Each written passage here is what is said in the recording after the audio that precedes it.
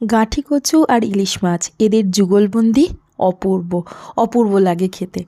যদিও ইলিশ মাছের অনেকগুলো পদ হয় যেগুলো খুবই পপুলার, কিন্তু আমার এই কচু দিয়ে অল্প একটু বেগুন দিয়ে ইলিশ মাছের ঝোল খেতে ভীষণ ভাল লাগে।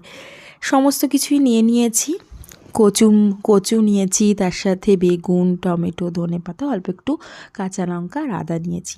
দেখো ইলিশ মাছগুলো কেটেই আনা হয়েছিল, ধুয়ে পরিষ্কার করে নিয়ে নিয়েছি। আমরা সাধারণত রাতে মাছ বা ভাত এগুলো খুব একটা খাই না, কিন্তু ইলিশ মাছের কারণেই আজকে ভাতও করব আর তার সাথে এই যে কচু দিয়ে ইলিশ মাছের ঝোল। সবজিগুলো সমস্ত কেটে নিয়েছি, বেগুনগুলো একটু বড় বড় করে আর কচুগুলো ঝোলের মতো করে, যেরকম ঝোলে আমরা আলু দিই এরকম। তারপর ইলিশ মাছটাকে নুন হলুদ দিয়ে ভালোভাবে মাখিয়ে নিচ্ছি, নিয়ে ভালোভাবে তেলে ভেজেছি। কিন্তু ইলিশ মাছটা থেকে না অনেকটা তেল বার হয়েছিল, খুব বেশি তেল দিইনি, কিন্তু ইলিশ মাছ থেকে অনেকটা তেল বার হয়েছিল।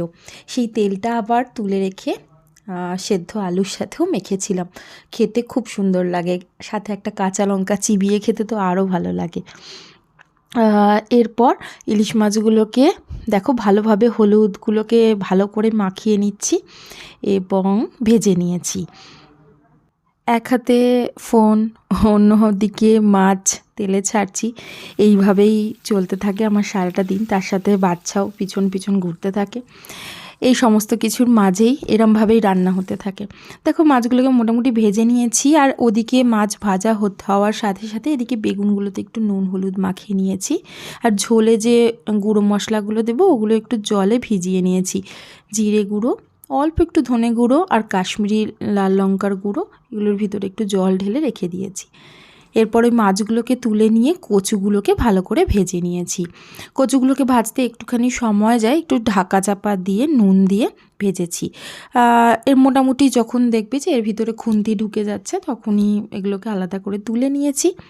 একই তেলের ভিতরে আবার বেগুনগুলোকে ছেড়ে দিয়েছি।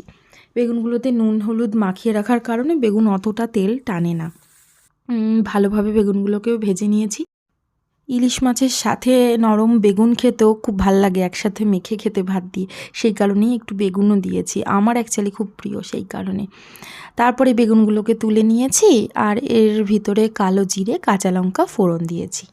কালো জিরে কাঁচা লঙ্কা ফোড়নের পরে অল্প একটু আদা গ্রেট করে দিয়েছি, অল্প, খুব বেশি নয়। আদা গ্রেট করে দেওয়ার পর টমেটোটা দিয়েছি। টমেটো দিয়ে টমেটোটা ভালো করে ওটাকে নরম করে নিয়েছি নুন হলুদ দিয়ে। আর ওই যে মশলাতে জল ঢেলে রেখেছিলাম সেই মশলাটাও দিয়ে ভালোভাবে কষিয়েছি। এরপর ভালোভাবে কষানোর পরে মশলা ফুটে গেলে ওর ভিতরে আলু বেগুন ওগুলোকে দিয়ে দিয়েছি। তারপরে আবার একটু ভালোভাবে কষিয়ে নেওয়ার পরে অল্প একটু গরম জল ঢেলে দিয়েছি, নিয়ে ফুটতে দিয়েছি। আর মাছগুলোকেও ঢেলে দিয়েছি। আমি ওই ক্লিপটা এখানে নেওয়া হয়নি সেই কারণে।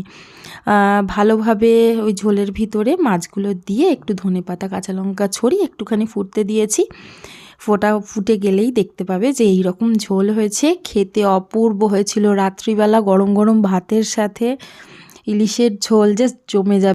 কখনো সুযোগ হলে ট্রাই করো এবং আমাকে জানিও কেমন লাগলো। আজকের মতো টাটা।